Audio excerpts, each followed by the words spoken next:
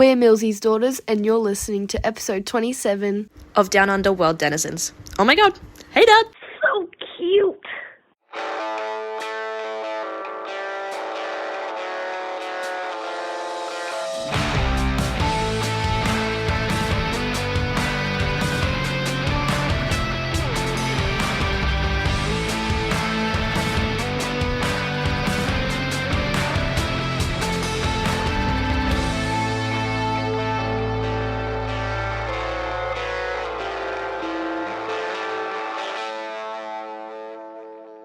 So, I want to start off this episode with our commentator question. And this month it is, which positional player is the best player currently in the Blood Bowl 2025 rule set?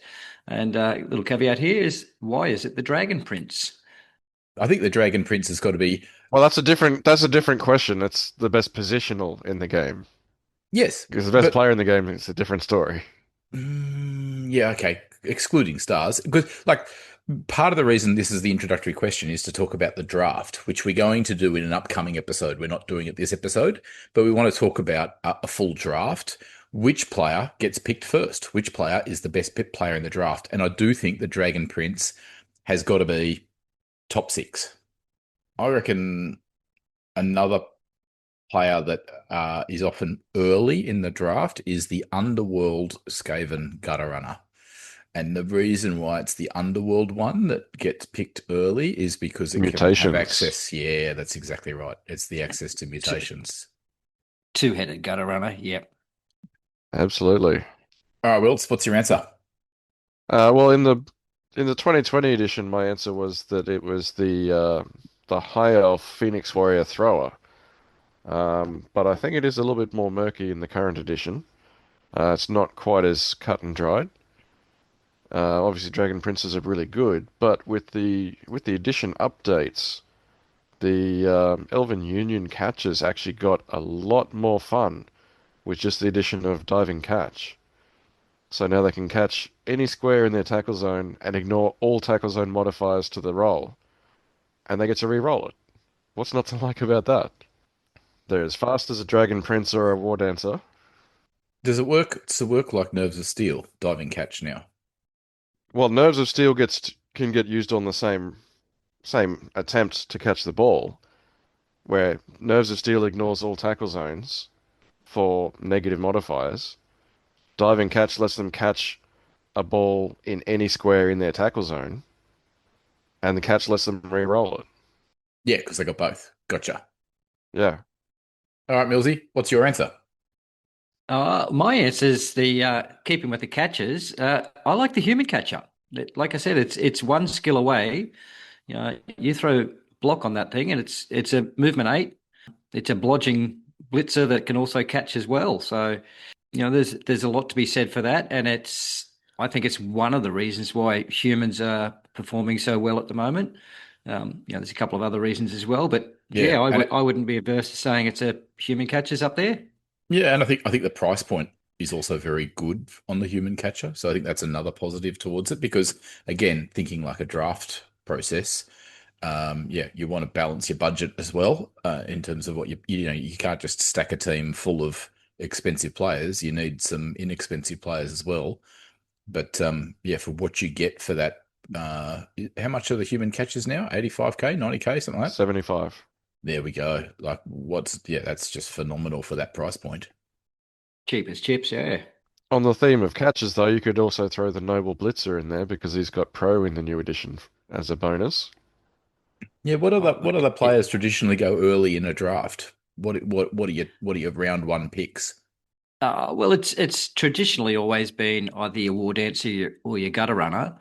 Although I did listen to, I think I've listened to every episode of 3 Die Block, but listening to one of their draft episodes in the previous edition, someone took a dwarf lineman very early on in the draft. It might not have been round 1, it might have been round 2, because at the time it was the only player in there that actually came with tackle. So now that we've got a bit more smattering of tackle throughout the rosters, I think the dwarf lineman is going to fall right down the list. But Yeah, it'd be interesting to see what else.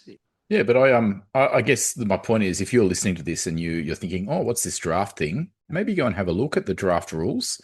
And if you're interested in participating in a draft, I think the Down Under World Denizens are thinking about putting a draft tournament on sometime in 2027. So if that takes your fancy, let us know. All right. 4 spheres around Down Under World Denizens. We like to focus on 4 different areas of Blood Bowl physically. This is geographically. The 4 areas of Blood Bowl are our local region of Central Queensland. We extend our definition of Central Queensland to include the wide bay where Millsy is. We also talk about what's going on in Queensland. We talk about what's going on in Australia, and then we talk about what's going on globally. And we kind of semi-adopt New Zealand into our 3rd sphere. So I guess maybe Australasia for our 3rd sphere. But we haven't recorded much, or we haven't talked much about our little local scene for quite some time. We've dropped little tidbits like the fact that we've got 4 new coaches joining from a new gaming store down in Agnes Water. Shout out to those guys. But Wilts, why don't you give us a bit of a hit up? What's going on in our local league? So we've just officially kicked off round 4 for Gerbil's 2026 season. So far, we've had 2 games in the round, looking to get a lot more people to catch up on their matches. But we have myself, Zach, and Warner have played 4 matches so far. We actually have Craig has played 5 because he's played a round ahead. So shout outs to Craig, who actually beat me by 3 places at the Bundy Brawl. Had his first victories on the table. Unfortunately, did not back up that performance against Warner in their rematch in the league, and the Tomb Kings went down to Nurgle this time. So it's tight at the top. There's plenty more Blood Bowl to play.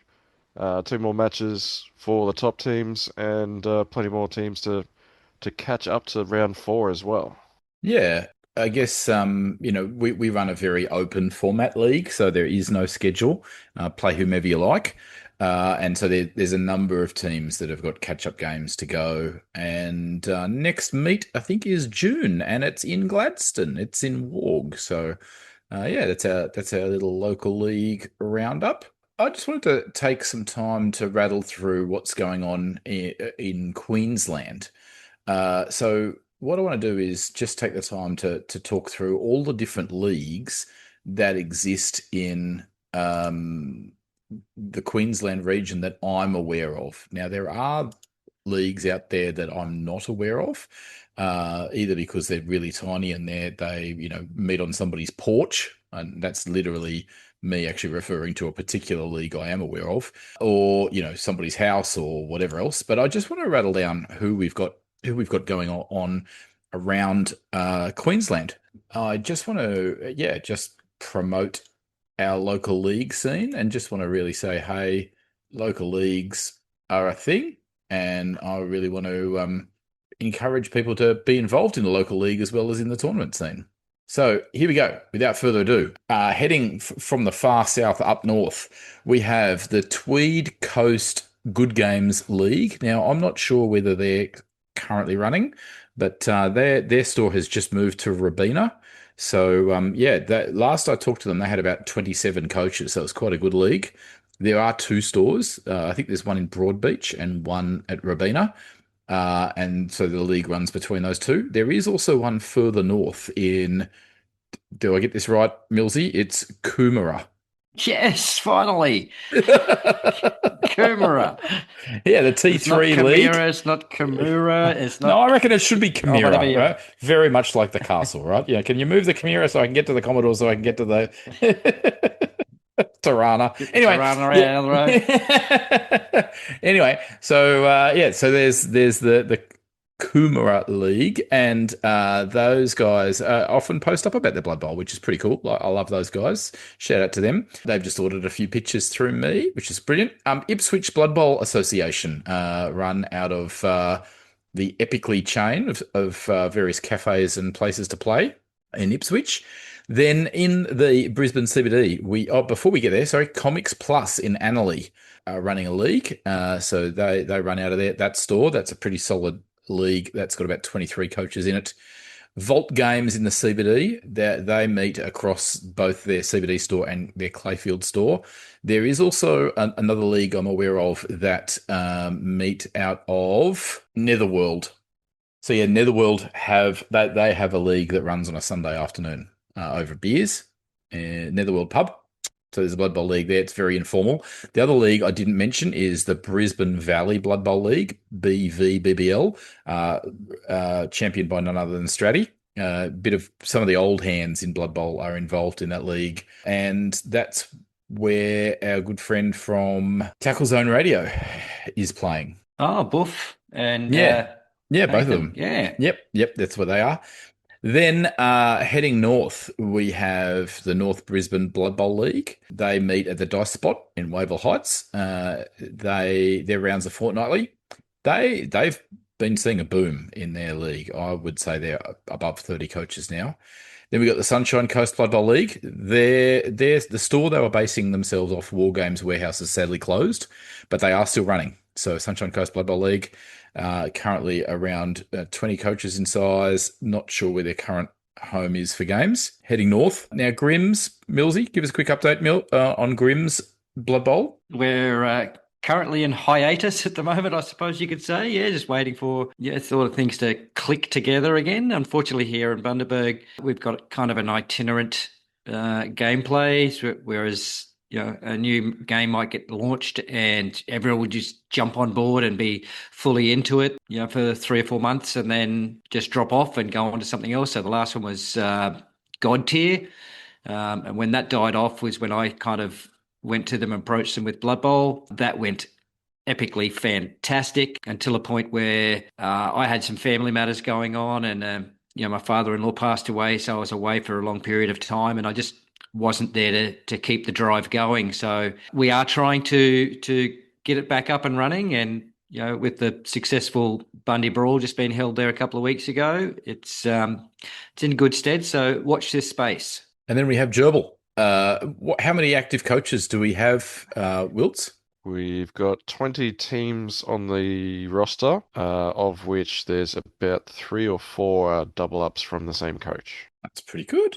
And there's a couple of coaches who haven't yet played a game this season that are kind of looking on from the sideline. So people like Matt Brearley, shout out to him.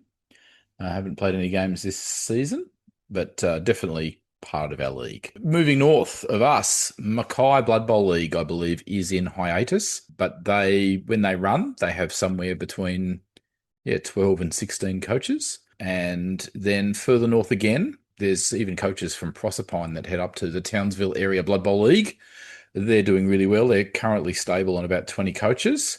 And then lastly, but certainly not least, we have the Cairns Blood Bowl League, who the new league commissioner up there is none other than Chris Tattersall or Tats. So, so they've got about 22 coaches in the league. So, there's the lay of the land for Queensland. Moving back to our third sphere, Australasia, we did say that we would give Tassie a bit of a plug. We love the fact that they're now on the scene.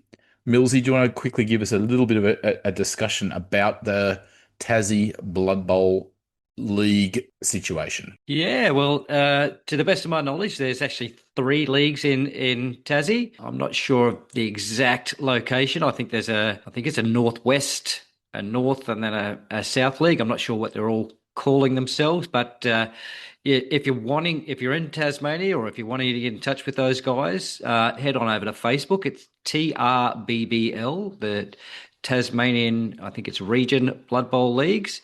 Recreational, Tasmanian Recreational Blood Bowl League. There we go. Yeah, so hit up with those guys. They have just come off their latest tournament of Lucha Bowl. So, they are definitely on the map now. Our little cousins on that little island down the bottom are definitely there. So please get in touch with them. I know Daniel Bassett, who is in charge of Lucha Bowl, is keen to get more tournaments going and or increase the league presence down there. I believe they've just moved into. I think the Hobart guys have moved into a new venue. I think it's Area 51. As a gaming store down there. So, Area 52, it's called. Area 52. 52. Millsy, get your stuff right. But yeah, don't trust me, folks. Just head on over to Facebook and type in TRBBL, and that should send you in the right direction. You could be close. You're close. And yeah, my understanding is that the Northwest League is in hiatus at the moment because their league commissioner Shannon has been battling a tumor. I think it's actually going well, but yeah, their league, which runs between Devonport and Burnie, is currently on pause just while there's that medical scenario going on. Launceston's league, they run one season a year, so you have to double check when their season commences.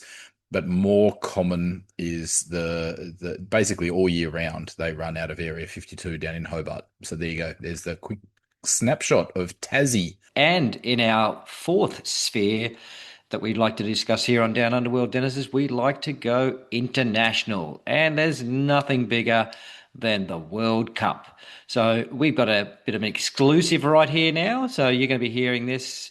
This is going to be released on the date that the World Cup, the Malta World Cup organisers are going to release all of this information. So I know that in a couple of weeks' time from now, they're going to actually be having some live streaming where you can get on and do some Q&As with them. But yeah, let's tune in now. We've got Janninu all the way from Malta. So let's have a listen to what he says about the upcoming World Cup.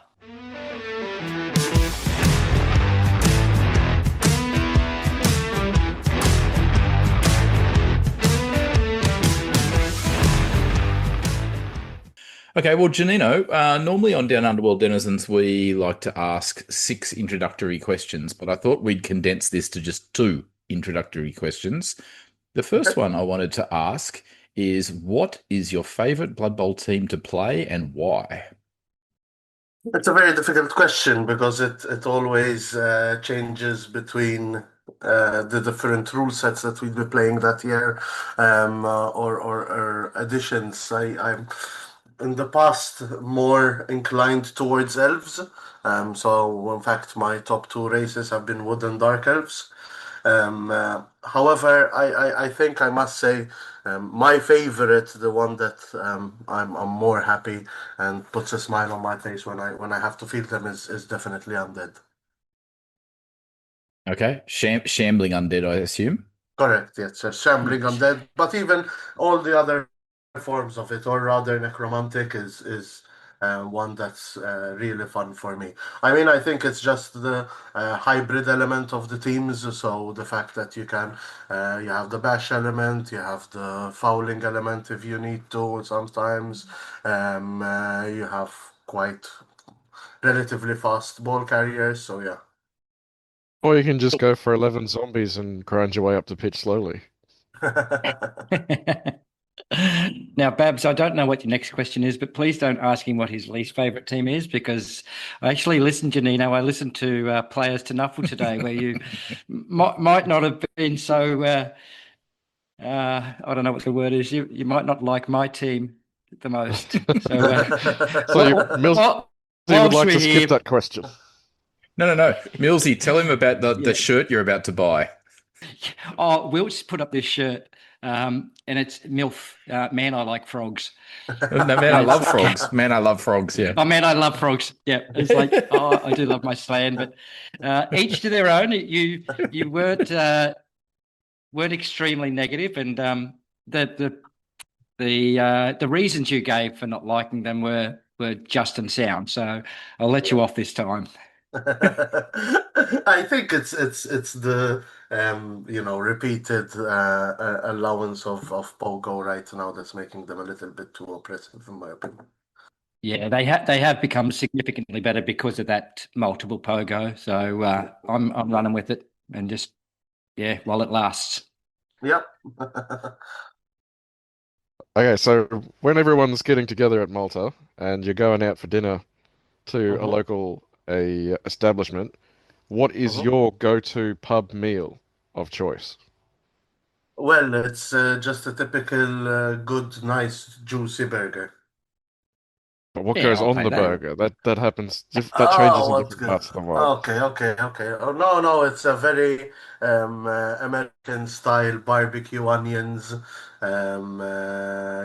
Onions and cheese is my two favorite burger toppings. Excellent.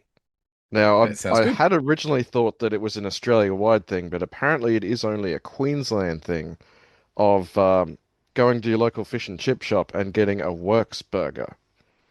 So, as it might suggest Uh-huh. from the name, the Works burger in Australia doesn't just have steak or cheese or onion or bacon. It'll also have tomato, pineapple, beetroot, basically anything you can think of that might go anywhere near a burger. Throw it on all at once, and that's your Works burger. It's definitely not just Okay. a Queensland thing. It's an Australia-wide thing. But yeah, the Works burger has, in particular, pineapple, bacon, and egg are the three unusual. Pineapple And is the one that rings the most. Perhaps it's because it's the one we use a lot to pick on our Italian neighbors.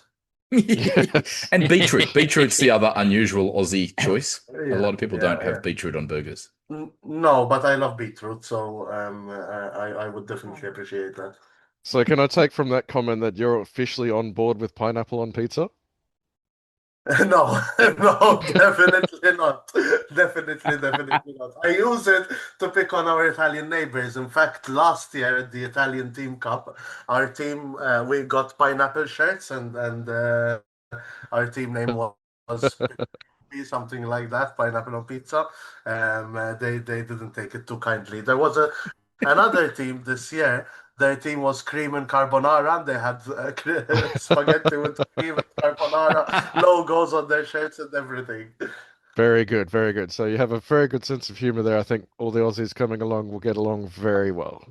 Yeah, and in fact, we can report that last World Cup in Alicante, there were three Australian teams, which was actually the highest number ever. We had two and a half before because we had an Anzac team, which was some New Zealanders and some Australians to a World Cup previously, but never three full Australian teams. This year, this World Cup coming up next year, we plan to have six, so double. Wow. So I hope you are planning on there being some big numbers, which is a pretty good segue to talk about the World Cup. So, Janninu, just want to say thank you on behalf of the Malta Organising Committee to come on Down Under World Denizens and give us the goss, give us the juicy information that everybody wants to know about the World Cup, because this podcast is coming live at the release date of the World Cup information. We're going to deliberately make sure this launches to coincide with the release of the World Cup info. So, Janninu, fill us in. When is the World Cup 2027? So, in the last 2 weeks, you would have seen all the information that we're going to be talking about in further detail. The World Cup, I can happily announce, will be held in September 2027, obviously, of next year, and it will be the 17th, 18th, and 19th of September. Well, we have the opening party on the 16th, but yeah. Excellent. And tell us that's a pretty good segue. Where, first of all, whereabouts is it? Whereabouts in obviously Malta, but whereabouts in Malta is it? So there's really only one venue which can take all of us in one hall, and that is the Malta Fairs and Convention Center, MFCC for short, which is bang in the middle of the country, in Ta'ali, it's called the place. It's basically adjacent next door to our national stadium. Around it, there is a lot of national parks. There is also a crafts village. So it's set in a very quiet, in general, neighborhood, you can call it. But yeah, it's designed for conventions and a large amount of people gathering there, basically. Okay, but you said it's from the 17th, but I believe we have to be at the venue on the Thursday. Tell us a little bit about how registration works. So we don't have the full details finalized on how that's going to work. However, the plan right now is that on the 16th, on the Thursday, we're gonna have the registrations open directly at the venue, and people will be able to start coming and pick up the stuff that they ordered, check in, make sure they're there, and everything like that. We're planning, this is not finalized, but hopefully we can make that work, to have the opening party in a very large venue that is within walking distance of the tournament area. So people will be able to come to the opening party, go pick up all their goods, do the registration, check in, see the area where we're going to be, and yeah, and then enjoy the opening party relatively close by. Very good. Now, are there specific accommodation areas that are recommended for people to stay in while they visit? So, what we're going to be doing is, we will be launching the ticket sales towards the end of August. We will obviously update the exact date. They will go live as we go along. So the ticket sales will go live at the end of August. What will the ticket have? So let's start a little bit with how the ticket is going to be structured. The ticket will have three main tiers of tickets. So I have the rookie tier, where basically this is our tier where you can just buy the ticket and nothing else. So literally, you come and you play. This is something new we wanted to include for people who either didn't want to have the lunches, are not interested in getting absolutely any of the goodies that we have, and literally just want to come and play at that. Then we're gonna have the star ticket, which is going to be the standard ticket that we all know typically in normal tournaments, where you're going to have all the lunches included, you're going to have a set of dice, you're going to have the commemorative metal token, more or less that's it. And then we're also going to have the legend pack. Okay, now this legend pack is going to be a nice large box filled with a lot of goodies. So we're gonna have four different colored dice in their own aluminium carry case. We're gonna have a large full-scale neoprene pitch. We're gonna have a full customized team from our good friends over at Grebo. So, a couple, so the commemorative metal token, we're going to have another two special metal tokens from our good friends over at Charlie Victor inside this box. This is going to be the all-in sort of. And that will be an option. So when you buy your tickets, you can also mix and match. So I want 3 legend packs, 2 stars and 1 rookie, for example. Additionally, people are also going to be able to get all these extras. So if you want the rookie pack, but you really love dice, for example, you can get 8 sets of dice if you want to in different colors. Lastly, or not lastly, a few other things that are going to be available when the ticket packs go live is we have partnered with quite a large number of hotels. I think there's 10 in total. And you're gonna get either a code or a booking link to be able to book our partner hotels. Now, once you book our partner hotels, you can also, with your ticket, book transport. Okay, so if you have done both and you've booked transport when you bought the ticket and booked one of our partner hotels, transport will come pick you up in the morning at the hotel and will drop you off after the event in the afternoon, late afternoon, evening, back at the hotel. So yeah, that is basically more or less. There's going to be some other things that we're looking to finalize over the next month before the ticket sales go live. Before the announcements go live. But that is sort of the crux, the most important salient points of the ticket sales, the transport, as you asked, the accommodation, etc. With regards to accommodation, we have a very big variety of types of hotels. please note we have only partnered with hotels which we know are of a very good standard. We don't want to, so there is cheaper hotels available, obviously in Malta. However, we want to make sure that the hotels that we partner with are able to offer a standard, a certain quality, a certain standard, or else we don't want to put our name sort of behind that. There is a mix of all-inclusive hotels. There's a mix of hotels next to the beach in different areas, and there's also we managed to secure some very little rooms in some very high exclusive and beautiful properties as well, for those that maybe want to splurge a little bit while they're here as well. And I think this is an important point to note that the Malta bid document it was exactly that. It was a bid. It's not actually how the World Cup exactly is going to operate. It was a proposal of what was possible at that point in time. So, for example, you've mentioned to me that while originally you were thinking about getting some hotels in Valletta, now the three main areas where the hotels are St. Julian's, and apologies about my pronunciation. I'm probably going to get these terrible, but Bagiba and Mehelia. Yeah, Melliha, Bujibba, and St. Julian's, yes. So, but just to really clarify that the coaches, to get on those coaches to get to and from the venue each day, you need to book in with one of the accommodation options available through the booking process at the World Cup.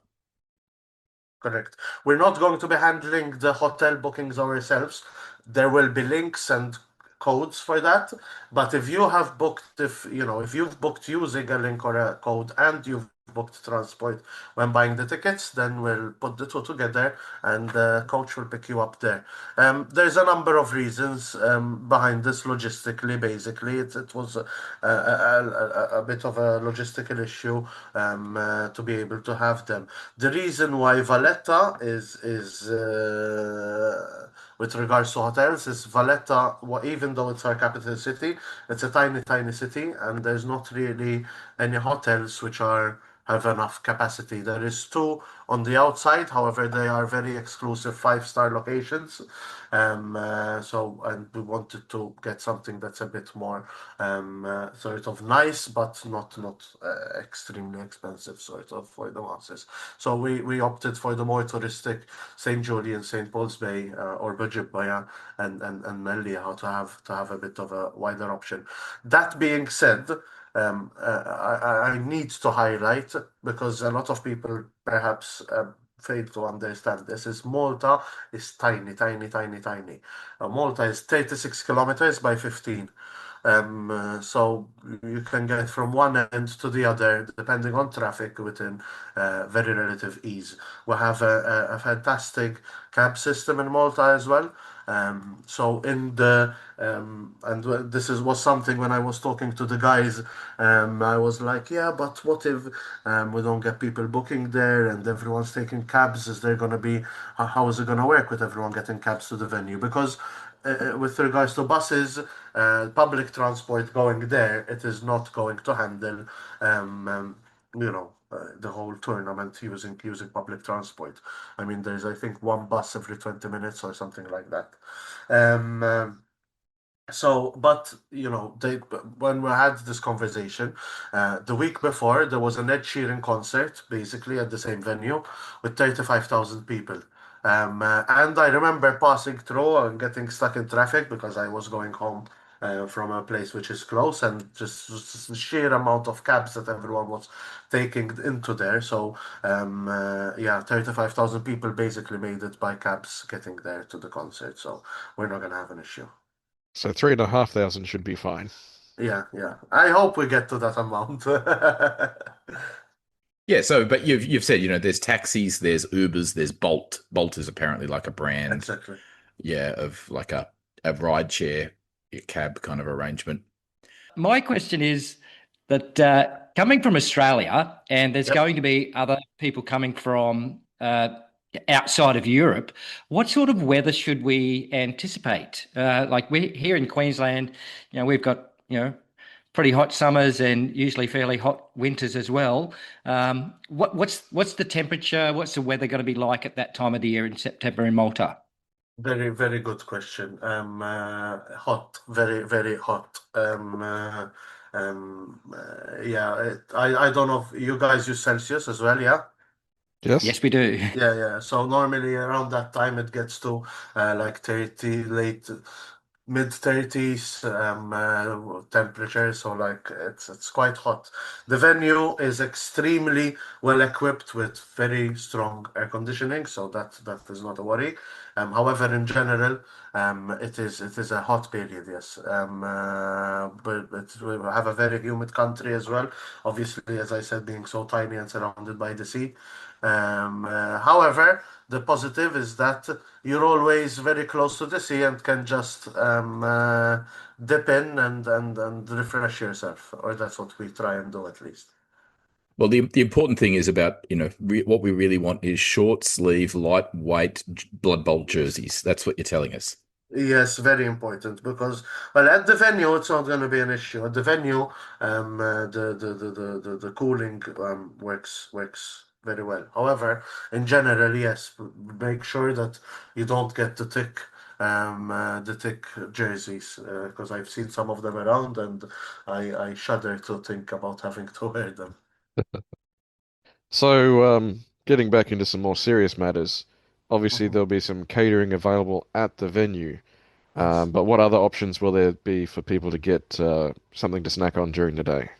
Well, we'll definitely have different food trucks and food options prepared throughout the venue.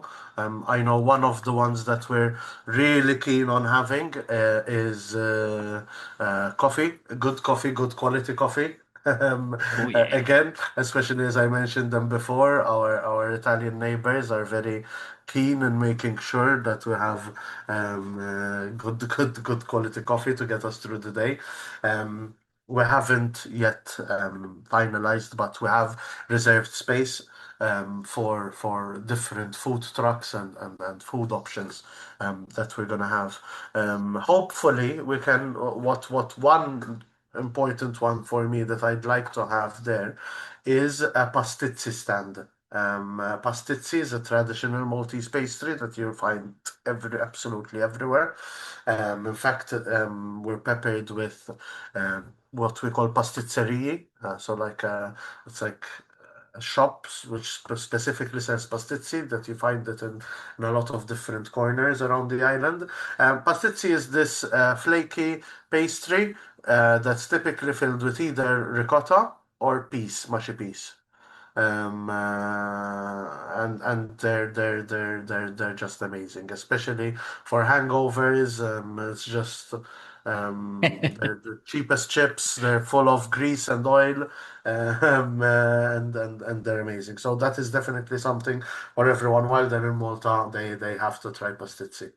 Well, one of Well, those two sounded very appetizing, but the other one not so much. Jervis likes mushy peas, doesn't he? Oh no. Yeah, we interviewed him a couple of episodes ago. He said that he loved the mushy peas and pies, so maybe. Yeah. No, peas is the enemy for me. Peas is like if I can do a crusade on peas, I would definitely do it. I'm really anti peas in general, but and it's actually this is a fun story because when I was young, my brother who used to try and make me eat healthy food, and he had once convinced me that peas are just little bags of meat, colored meat, and put into bags. So I used to eat them until I realized it wasn't true. So that's when I launched the crusade against peas. That's what big brothers are for, aren't they? Getting the Yeah, little brothers to exactly. do that stuff. Exactly. So just coming back to food for a moment. So Yeah. unless you've got the ticket that's kind of like, come for the games only ticket, then you will get like vouchers for lunch and a drink each day. Is that how it's going to work? Correct. Correct, yes. We're focusing on, obviously, since we're expecting a lot of people, we're focusing on, um, uh, reasonably good, quick food. So we're looking at having I don't know, a traditional multi. We haven't, again, this is not something we finalized exactly what is going to be offered, but the gist of it is we're looking, for example, a traditional Maltese ftira, which is Maltese bread that's filled with tomato spread and the mix of really fresh ingredients such as capers, goat's cheese, tomatoes, onions, olives, and a sort of fresh mix, which is very traditional Maltese. You get a nice big bread, and then maybe a snack inside, and the drink. But the idea is to encourage speed and making sure we don't get stuck. Everyone has a decent lunch, and we can get going with the day as well. Yep. So tell us a bit about the schedule each day. Please, I know, obviously the bid document is not something you're going to be beholden to, and things can change from the bid Yeah. document. But please tell me you've got 2.5 hours around, because that will make my year. I know it's not something I can confirm, unfortunately, because we're the schedule is well, let me explain. So on especially we have a little bit of we're still figuring out Friday. It's probably the biggest one because we're aiming for a bit of a late start on a Friday, and specifically because we will we cannot organize, or we don't think we're going to be able to organize buses which is going to be that early because of schools. However, we think, but the schedule hasn't been released for next year, that schools will not have started during that week yet. So that might we'll be able to rearrange the schedule and start a little bit earlier on Friday because we don't want to be finishing our day past sort of 7, half 7 in the evening, sort of. So we need to scatter the times as good as we can. Yes, ideally, I want to have 2.5 hour games. This is something that I have always insisted on for our nationals. Next weekend we have Blood Bowl on the Rock. Maybe over the years you've seen it being advertised. It's our annual event that we organize next to the sea in a nature reserve, etc. Um, and I've always envisaged that our rounds are 2.5 hours because it makes for a more relaxed experience that you can enjoy. And this is the team that we're looking at having at World Cup. I mean, it's okay. The games are good, they're important, but it's the social aspect that we're focusing on. And I think that 15 minutes, some people don't, say, oh, it's just 15 minutes, but we that play a lot know what a big difference those 15 minutes make to the entering into it without a lot of rush and being able to enjoy the game a bit more. In conclusion, basically, while I cannot commit to having 2.5 rounds, we will try our best to, but it might be that we don't get to. So yeah, Fingers crossed. yeah. We know what the weather's going to be like. We know where it's at. We know the venue. We know that. We know we're playing Blood Bowl. But probably what our listeners really want to hear is a bit of a chat about the rules pack and why you've chosen the particular rules pack that you've chosen. Yeah. So do you want to fill us in anything about the rules pack? Sure. So, the rules pack that has been released thus far is a very early draft of something we were testing, playing around with, and working on, and it is just that Originally, we didn't want to release this because it's just that we didn't want it to look as something that will be final or close to what it is in the final rules spec. However, I was getting a lot of requests like, "Do you have a rules spec which I can use for my tournament, whatever it is?" Sort of something that's inspired from the World Cup next year. And I had a lot of these requests, so we decided to release publicly what we were testing. The rules pack that you've seen currently has some things which are there on purpose for us to test and understand how they work, particularly stars. So while we're still a bit torn, first of all, if to allow stars at all or not. It's looking more like we will, obviously. However, I wanted to get a bit of a grip on understanding what the impact they are having. So we allowed a few of the races, which I think need them, to have them, and they are quite strong in those. And that you have to take stars to play those races, really, is how the rules pack is written, because there's no tax on the stars, but they don't have a lot of star player points either, so it makes you take a star, sort of. And we wanted to understand what the impact is there, so we can understand a little bit more on the general feel of allowing them or not. So that is the whole idea. In terms of the our overarching rules, so I believe the grid approach allows for a much more granulated way of tiering stars, and I believe it is a much better way of moving towards rule sets in this new edition. Because some races really don't need star player points or need less, and some need a little bit more cash. So it allows you to get that granulation for the different races as you wish. Finally, I think the other one that's most talked about is elite skills and their tax. So we last year we were playing a lot of obviously I don't know what rules packs you typically use there, if you are inspired by the Eurobowl rules or if you do use the Eurobowl rules at all. However, here in Europe especially, we play basically we have 3 years where we play the Eurobowl rules depending on what the pack is that year, and then the year of the World Cup we play the World Cup rules. So last year, we had a 4 elite skill limit basically, before elite skills were a thing. And the pushback was a lot on people don't like to be told no.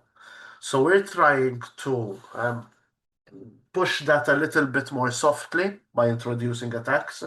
I think the tax that's in the book, which is 50% more, so a normal skill is 20k and an elite skill is 30k, is a little bit too punishing. So that is why we chose what in my opinion, is the elegant SPP tax, which is 6 SPP, 8 SPP for an elite, which is a 30% tax rather than a 50% one. Again, giving a little bit of granularity and allowing for different people to pick different interesting things, and at the end of the day, variety is what we want to promote. The wider the range of races that we see and are available, the happier will be. Yeah, I agree. I think you want to see as many teams as possible. So Millsy, you better ask the question about a particular race, which the traditional color for that skin is green. And then I'll ask about stars. So off you go. Okay. Well, they are officially endorsed by the NAF, but will Slan be a playable race at the World Cup? Yes. Yes. Well, there you go. Now you know how to make my year, and you've already made Millsy's year. I don't know what Wiltz's. I think I've already got my roster sorted. It's sorted. It's done. The miniatures are packed, mate. I'm coming. What do we need? What do we need to do to make Wiltz's year? Is it give Chaos Chosen a bit more SPP? Or what's the? I'm sure if Janninu and I catch up for in a pastizzi, we'll have a great time anyway. Yes. Now, I noticed that in the bid document, you just coming back to the schedule for a moment. We started, at a reasonable time, kind of, arrive at 8:30, get going by 9:30, and then, as you said, not finishing until like 7:30. Is that because we're going to have a siesta in the middle of the day? Well, I think that would be we will bring more Spaniards over, hopefully with that incentive, especially because one of the biggest uncertainties we have with how many people we're going to have at the World Cup when we're estimating was that we have 2,000 at Alicante. There was 2,350 players, more or less, in total. However, of which 800 were Spaniards. So, are we gonna get that many Spaniards coming over? Probably not. Um, so as estimating that. Um, with regards to siesta, well, it is a Southern European thing as well because of the heat in the afternoon. However, like I said, the venue is going to be well air conditioned. That hopefully we're not gonna get the afternoon heat where we can't function and we can carry on with our games. That's it. I like an hour and a half for lunch. That's pretty good length of time to catch up and chat with people. Yeah. Yeah. I think it's also at the end of the day, it's what the World Cup is for. I mean, what I tell everyone is like, okay, someone will win the World Cup, but if people are traveling over to win it, it doesn't happen, no. Um, uh, you're coming here for the big Blood Bowl party to meet all the people from all across the globe. And I remember what really I just remembered an episode which is one of the things what really lit my passion for Blood Bowl. So my first World Cup was Lucca 11 years ago, and it was my second ever tournament. And when I remember walking into that hall and seeing all those people from all the different parts of the globe was just something so special. And in fact, I'm not sure if it was the second or third game, but somewhere there we played against a team from Australia. I will share because now I remember I will find the picture of me with the coach and I will share it. And if you can tell me if you know him, if, it would Yeah, be well, nice to catch up. given that you're still friends with Australians and you're actually planning to come to Australia, it wouldn't have been Garden Gnome that you played or Nomi because that No, would have no, been no. just kidding, just kidding. But just more seriously for a moment, you said that Maltese people don't normally observe a siesta. But we are actually finishing this record in fairly quick time because there is a very important Maltese culture that you've got to go to, which is family lunch on the Sunday. That's a very Yes. important family part of Maltese culture is you get together for a 2 hour lunch in the middle of a Sunday. So I'm looking forward for 3,200 coaches to all sit at one table on the Sunday and have Maltese lunch as one big Blood Bowl family. Is that what we're doing? That would be amazing, wouldn't it? It would. It would. It's something we bond over food. For food is our love language. It's just as well very popular in this side of Europe. Again, I'm not sure of the rest. I have never traveled outside of Europe. However, in the southern part of Europe, bonding over food is something which is big, whenever we travel, the dinner and having a big dinner, everyone together is something that's so important and a very important part of why we do these, and that's for me. Is also a big thing with organizing this. It's more than just a tournament. We don't want to organize 9 good games of Blood Bowl, but we're going to be having other things where we're recommending where to go, what to see around Malta. We're working on getting deals with different entities for people that want to do and see and enjoy Malta as a holiday destination because it has a lot to offer. Will there be version 2 of the rules pack released sometime soon? So the idea for the rules pack is this. Next weekend we have Blood Bowl on the Rock, which is our national tournament. We're using this rules pack. After that, we're going to be releasing the first sort of closer to the final version of the rules pack, where we're going to be changing things in quite a bit of detail. So we're hoping that more or less with the release of this episode, we'll have a different rules pack updated. Then we're aiming on having an update sometime in August, September, probably. And then finally, we're aiming to have the final rule set released around end of November, beginning of December, which will be post the NAF annual rules review. It's important for us to wait for that because if there's some changes that would impact the rules back from there, we don't want to release it and then have to look at it again. And that will hopefully be the final rules pack, bar any changes that are imposed in the May FAQ of next year. Hopefully, nothing major, but we reserve the right to do any last minute changes. Yeah. You've got to be. On the FAQ. Yeah, you've got to be able to add Slanesh and Zinch teams once GW release them and that kind of thing. Hopefully. Slanesh. Oh, don't even start. I'd love to see an official Kislev team, however, sort of, or at least how they were. Or is it the Frogs team, Milsey, that you're tied to? Yes, well, I do want my frogs there, but if they release a Kislev team, I will just play with my frog miniatures. I love the play style of Slan. Like that play style is not seen anywhere else to that extent in Blood Bowl. So I just like playing in that particular way. And if they come out with Kislev or Squigs, as long as they have something along that. Making other people's lives miserable. Yes. Well, if GW comes out with them, then I can say it's not my fault anymore. Milsey didn't want to admit to it in so many words, but you pinned him on the spot there.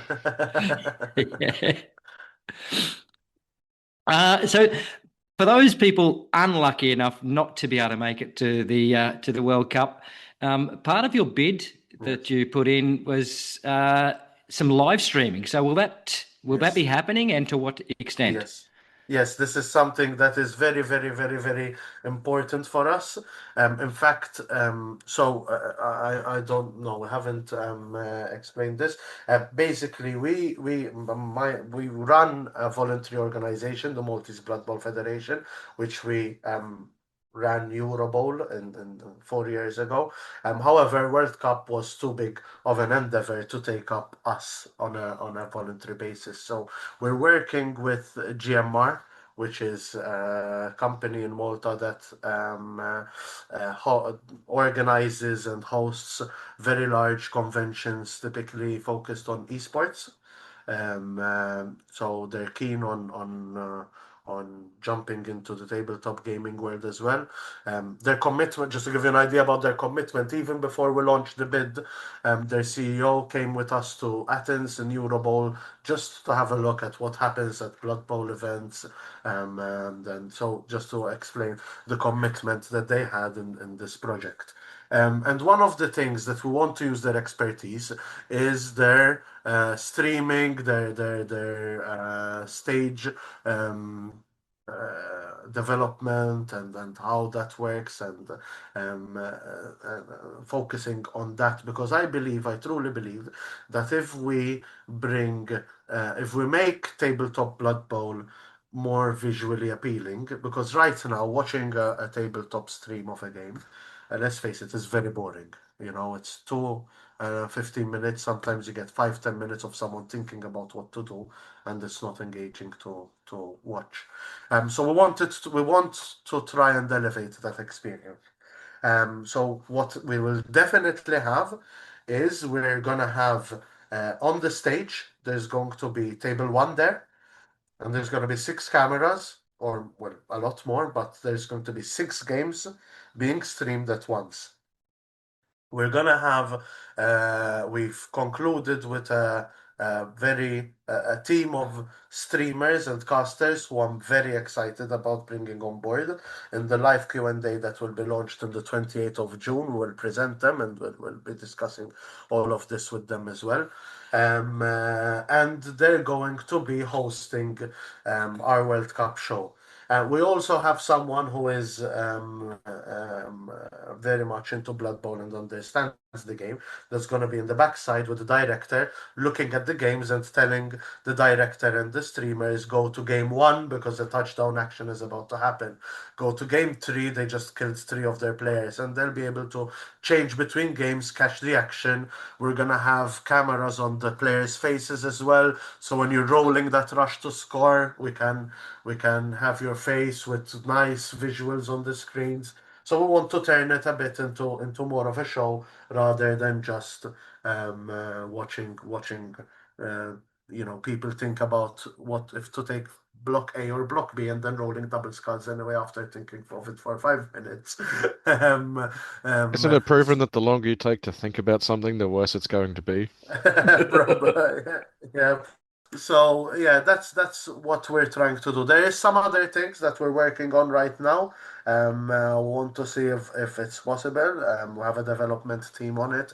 Is seeing if we can have RF trackers stuck to your miniatures so that they can be, when you're moving them on screen, they will move around with your miniatures and say Blitzer, for example, to better visually understand. But this is something that is still in conceptual development phase, so it's not something that is at all final or anything like that. But we're seeing if it's feasible and possible to include that basically. But like I said, we have a very big focus on the streaming element, so those that are not going to be able to make it will be able to watch the action as well from their own homes.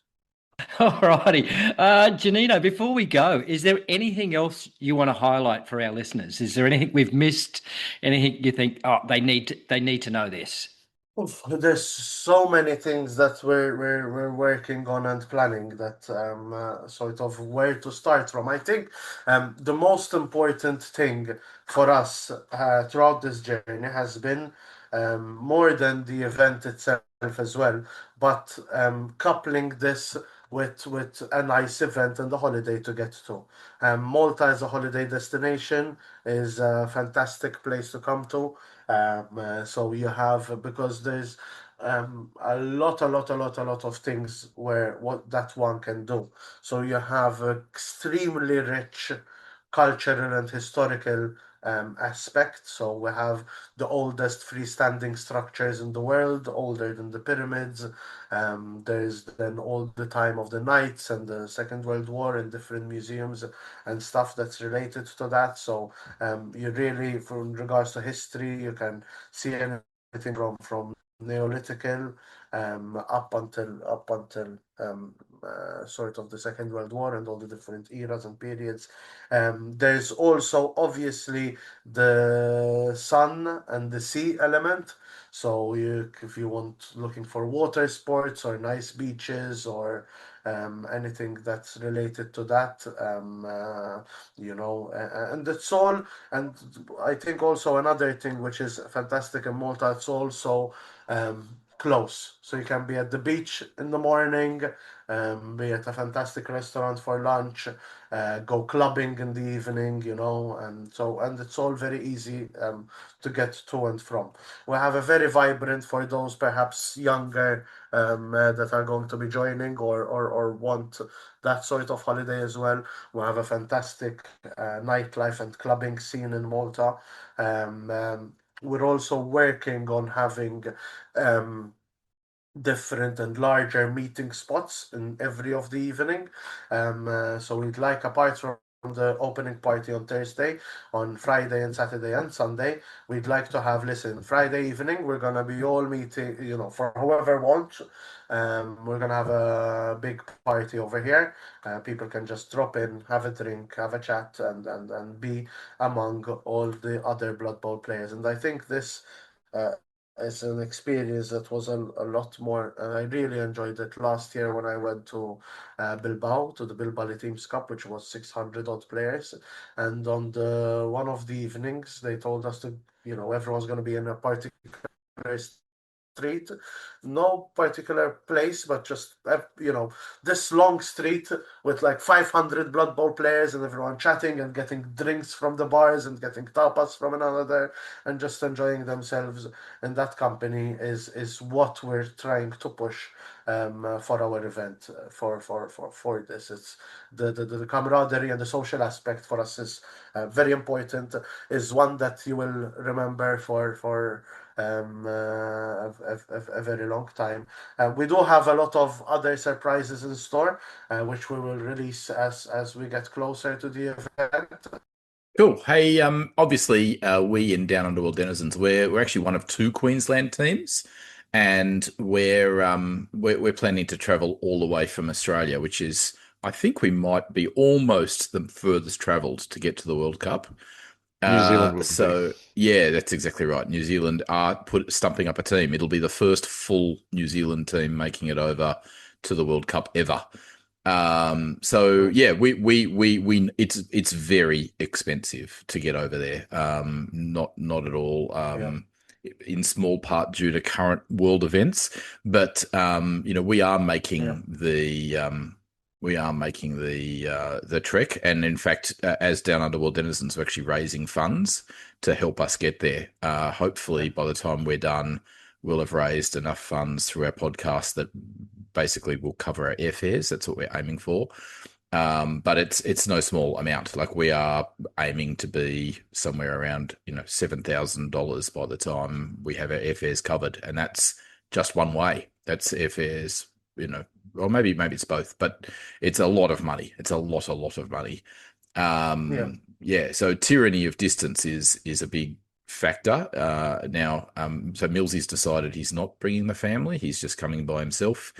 I'm bringing the whole family, but a lot of people are very, very excited about the World Cup. There's a lot of people are wanting to travel from far away to get there. Any final tips you have for those traveling for the World Cup?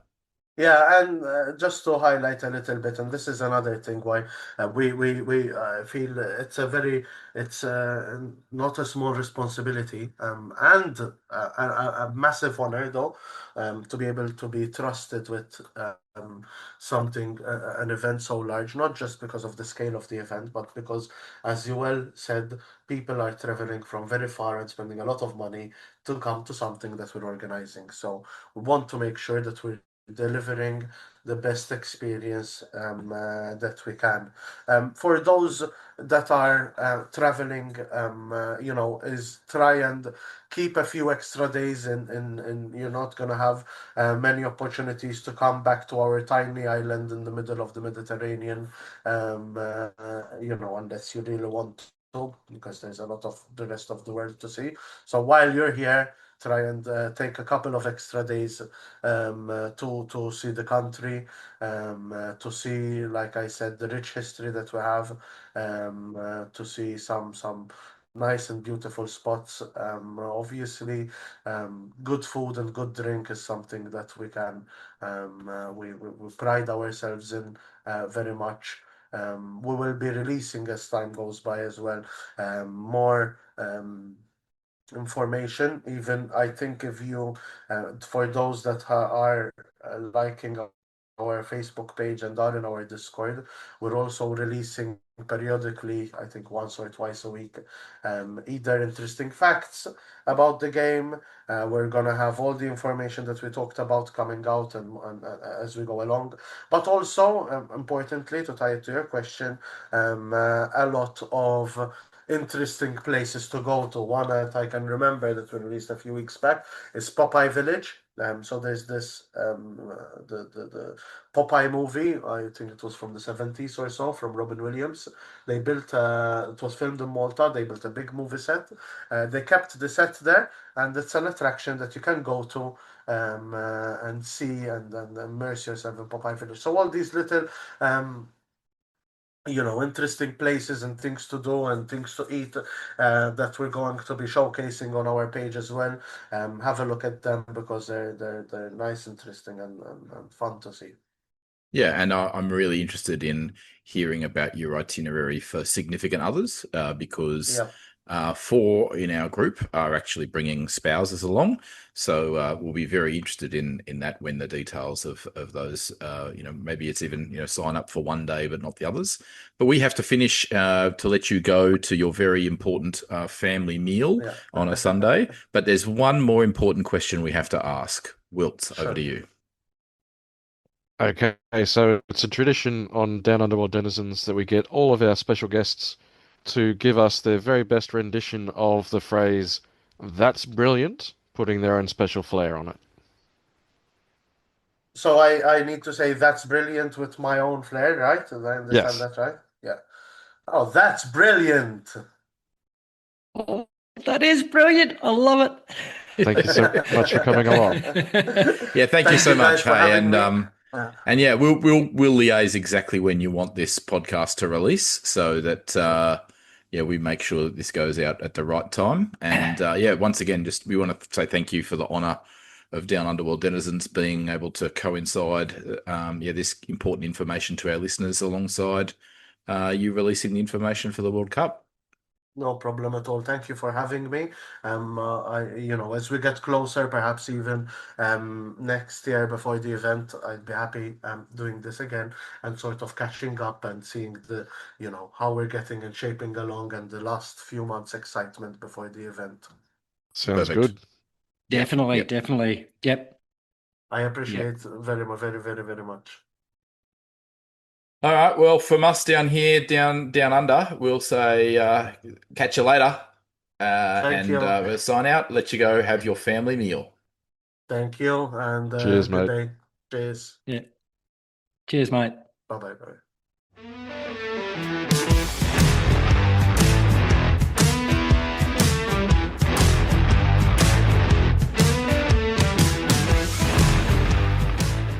The FAQ has dropped. What do we think, lads? We've had a good read. We don't need to go through gritty all the details, all the questions, but the GW have finally in May released a document to clarify the poorly written rules document in some places. And what do we think? Give us a bit of a snapshot.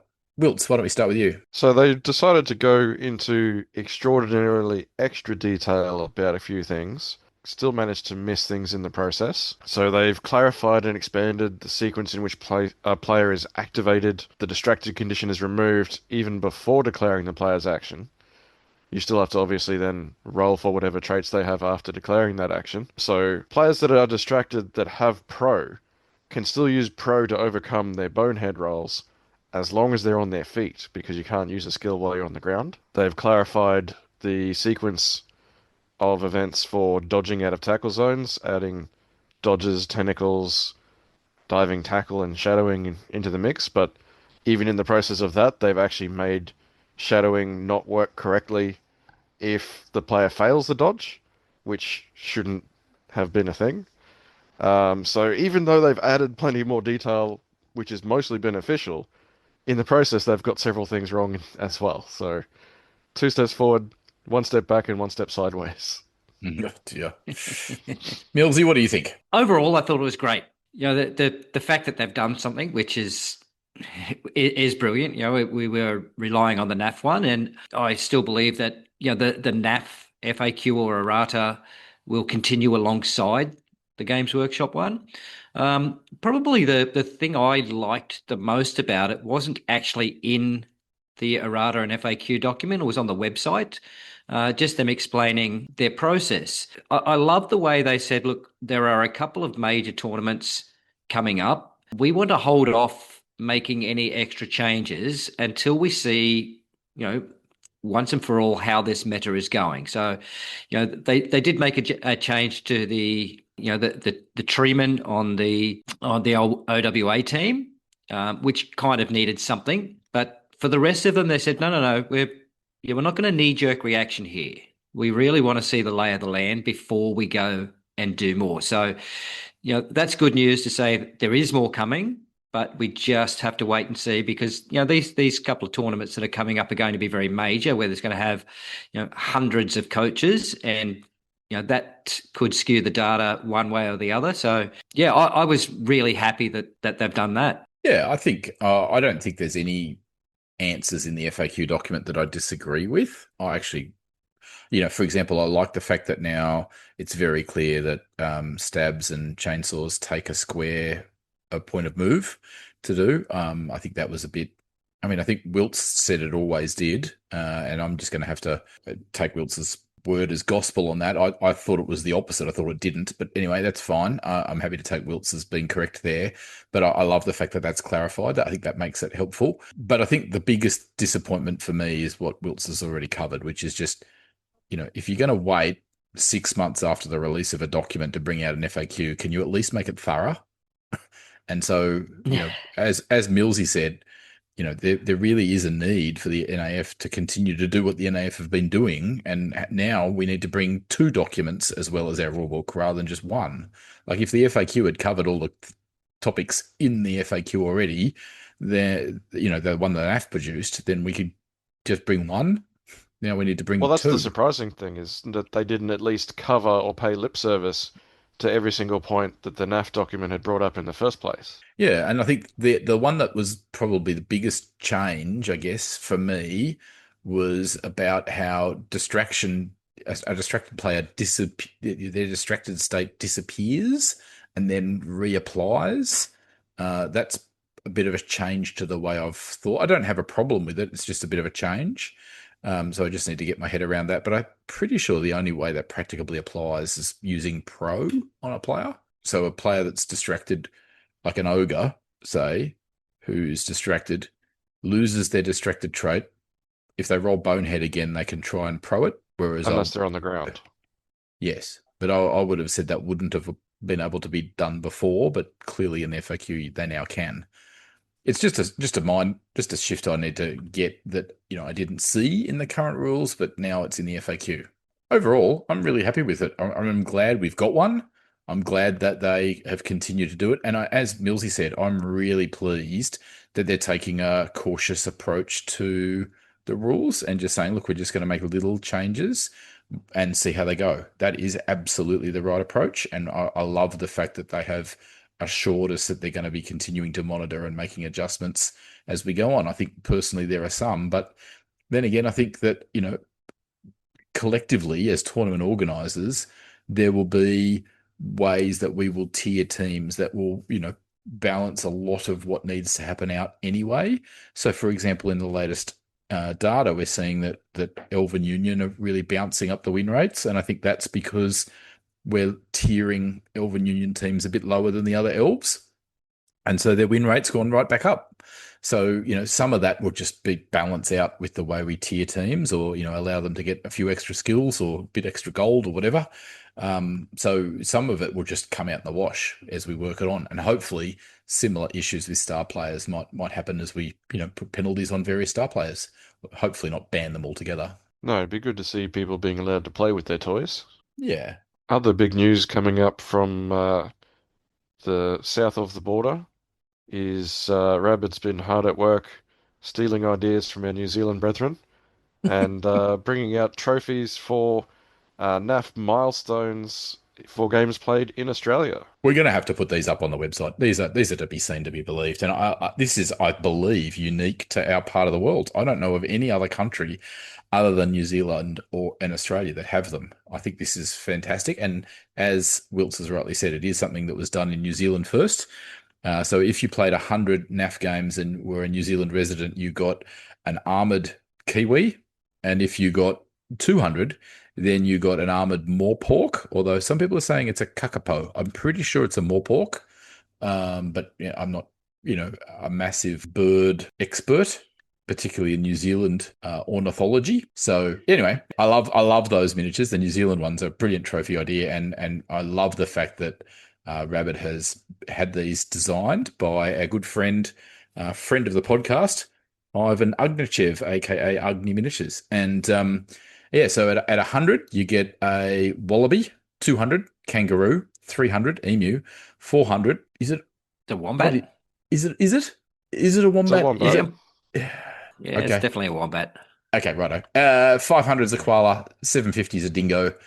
There is already one coach in Australia that has 750 NAF games, and that's Hutchie. Darkwooders is his NAF name. Hats off to him. But I love it. I think it's a great idea. And the miniatures have been painted up by Captain Prosecco, who has been supporting Queensland tournaments by coming to Cane Toad Cup for a couple of times. And he's painted them up. What's Captain Prosecco's real name for a second? Jonathan DeLacy. Jonathan DeLacy. Yeah. So anyway, the paintwork on them's glorious. And I'm 9 games away or something like that 11 games away from my 300. So I will get there this year if all things go according to plan. I'm looking to get my 100 trophy by the end of the year. Nice. Yeah. I will be collecting my 100 trophy at Eucalyptus Bowl.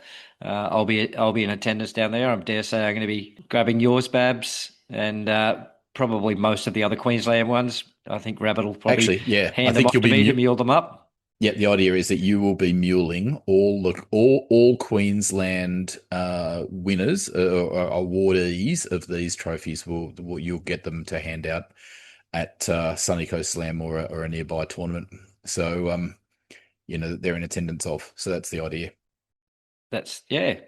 No, well, like I said, I'll be receiving mine. I think out of the Gerbil boys, it's just me and Stewie attending Uke Bowl at this point in time, although there will be a little bit of Babs there. And I know Rabbit has just recently announced that a couple of hours ago on Facebook. What's your presence there at Eucalyptus Bowl, Babs? Well, last year for the 20th anniversary of Eucalyptus Bowl, I said to James that I would design a unique pitch, and I told him very clearly at the time that this was a one and done offer. I was only doing it once, but when he came back and asked me politely a second time, I caved, and so I've designed one on his own design. He particularly said, "Look, the previous pitch was brilliant, but it didn't have enough of Sydney in it."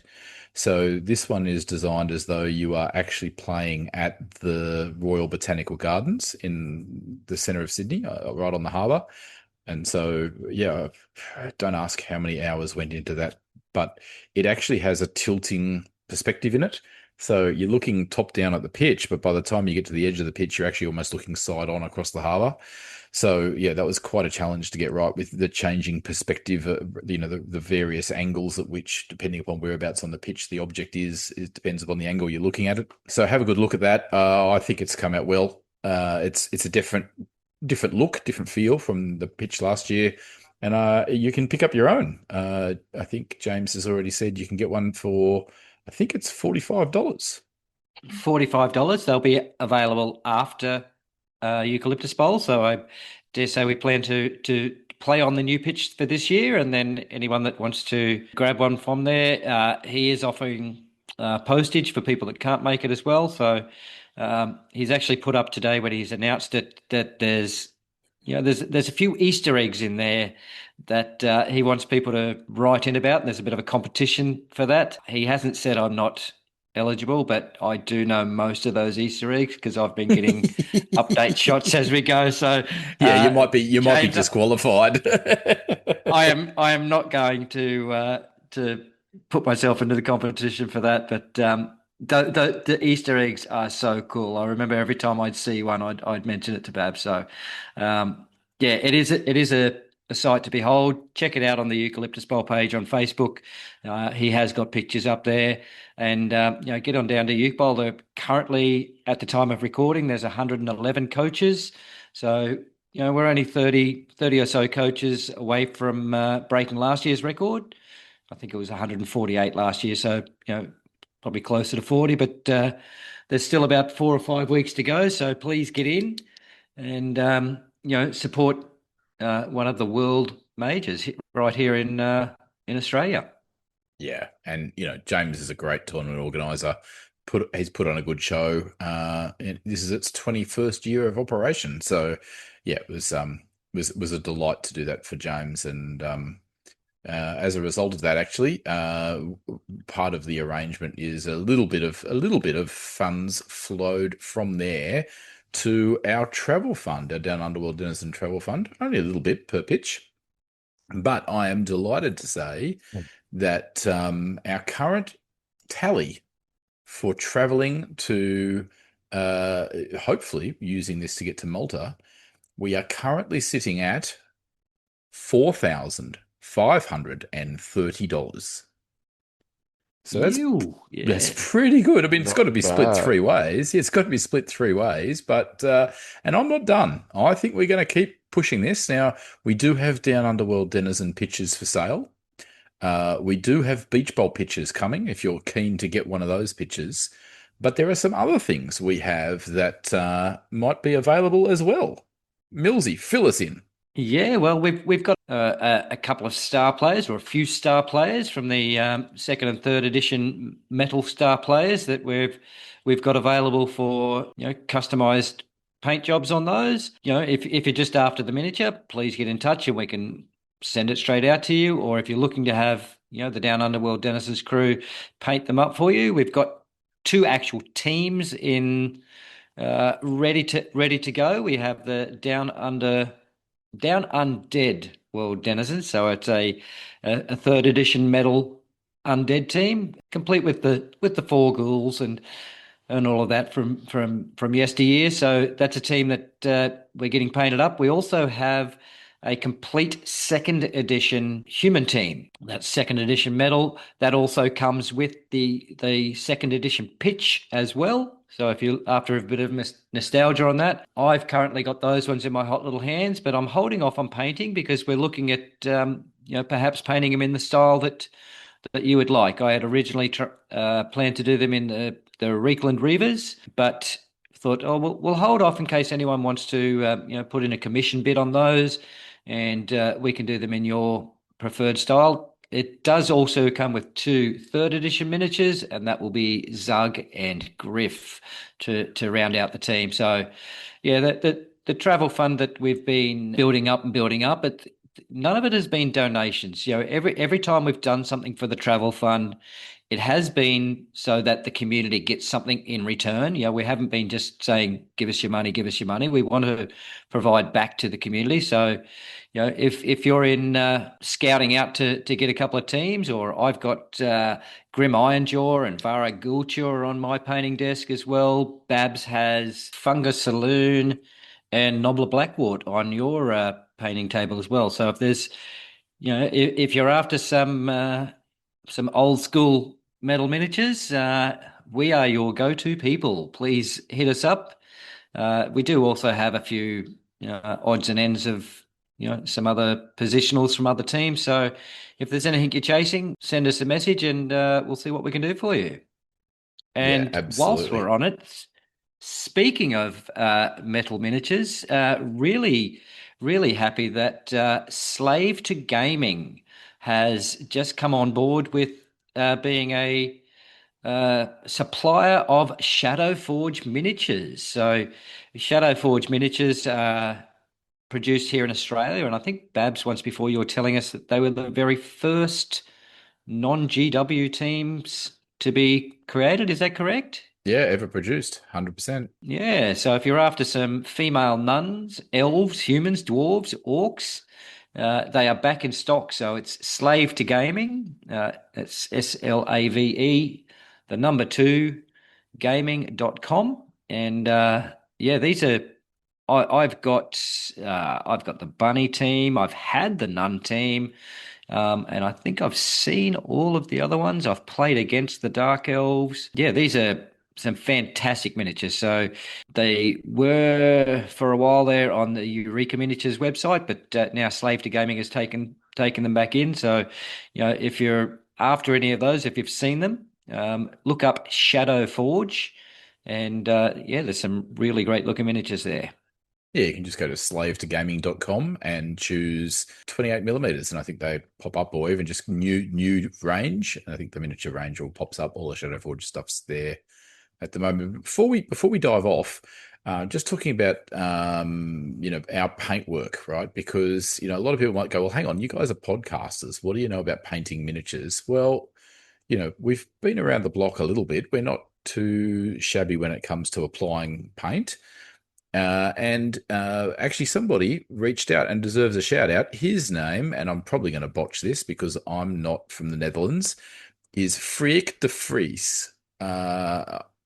And he is from the north of the Netherlands, from Friesland, in fact, which is probably where his surname comes from. And he has commissioned us to paint up an ogre team. So thank you very much. Big shout out to you. Thanks, Freek. We really appreciate your support. And we will make sure that the 5th edition ogres and 3rd edition Morgenthau are painted up exactly as you wish. And we're pumped to do that. And if you want to do something similar to Freak, then yeah, talk to us about what you want.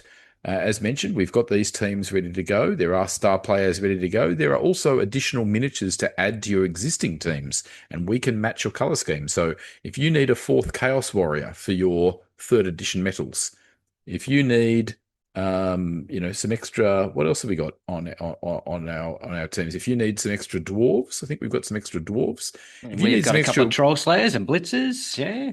and some wood elves, don't we? We do. Left If out a you're after a Linos. couple of, we've also got a couple of spare war dancers there too. So, yeah, we do have a bit of a range there. So if you're after anything, hit us up, and if we don't have it, yeah, we may even be able to track it down for you. Yeah, 100%. Now, I don't know whether you know much about the Mayday 2 and in South Australia, and Fed Belly was their star player miniature whose team armor, his armor to take to the Blood Bowl pitch, looked quite reminiscent of another famous Australian, that is that of Ned Kelly with his cast iron helmet and iron plate. But I wanted His to tell upside you, down garbage can. yeah, that's it. I wanted to tell you about. Tin Head Ned. Yeah, that's it. I wanted to tell you about Fed Belly. You got time for me to tell you about Fed Belly? Got all the time in the world for you, Babs.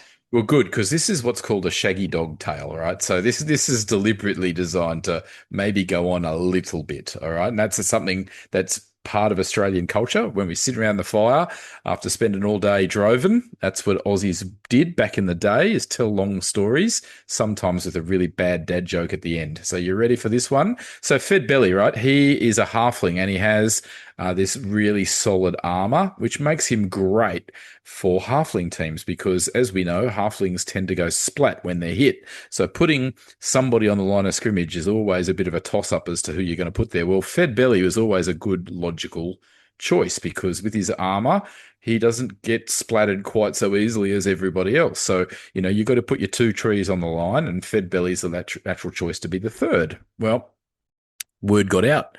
This is what Fed was good at. So he got a call up. You got to call up across the scry sites, across the cameras. His agent said, hey, at the other side of the world, the old world, want to recruit Fed Belly from the southern waste all the way over to the old world to play for the Greenfield Grasshuggers. It was a big deal for them.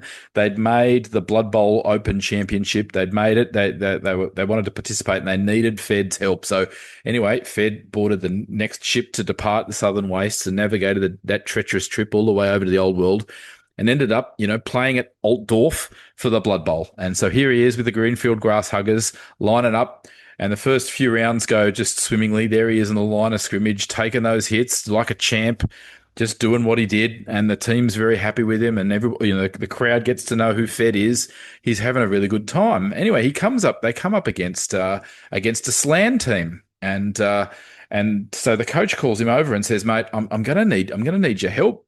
And Fed goes, why? What's up? And he goes, well, look, we know the weakness to a Slan team is their rerolls. And our master chef has not shown up for the game. We're going to need somebody else to step in. And you're an Aussie, right? And all Aussies know how to cook. You reckon you can put something together for us? You reckon you can step into that role instead? Fed goes, no worries, mate. It's all good. So Fed goes to his Aussie recipe book and starts cooking up an absolute storm. Well, does he cook up a storm? He cooks a famous Australian dish, a giant pavlova, right? Here's this massive pav on the sideline, and the whole stadium is slavering over this dish. They all want a piece of this enormous meringue. So Anyway, he serves it all up to everybody. The Slan team are distracted by this. And of course, that means the Greenfield Grasshoppers nick all their rerolls. And of course, the Greenfield Grasshoppers, go on to win the game. At the end of the game, the crowd are so thankful for Fed Belly. They all stand up and they give him this big, massive applause. They're all saying, yeah, fantastic. That pavlova was a phenomenal dish. And Fed gets really sad. He gets really disappointed. And the coach, the Greenfield Grasshuggers, kind of wonders what's going on. He's just had the biggest success of his career. Why is he sitting in the corner really upset? So he goes over to Fed and goes, Fed, mate, what's going on? Why are you upset? He says, mate, I'm Aussie. And they go, yeah. He says, mate, it's Australia, right? Let me tell you, you don't applaud when you cook a pavlova. In Australia, everybody knows you boomerang. Oh, can we just boo that joke? Oh, sorry, folks. I'll see if I can edit that out. Wilts has gone silent on me. I mean, that doesn't hold a candle to my Extractor fan joke from the other day. That's true. True. Now you got to tell our listeners that one. Be quick. No, that was a Bundy Brawl special. You had to be there. Okay, fair enough. But speaking of which, actually, there is a number. I do know that Russell John Cutting he did order 100 Fed Bellies. And as big as Mayday 2 is going to be, with over 40 coaches, there will be a number left over. If you want to get your hands on that magnificent Pedro Ramos model, reach out either directly to Russell John Cutting or to us at Down Under World Denizens, and we'll see what we can do to help you out. So, we do want to just support that glorious Aussie icon miniature getting out into your hot hands if you want one.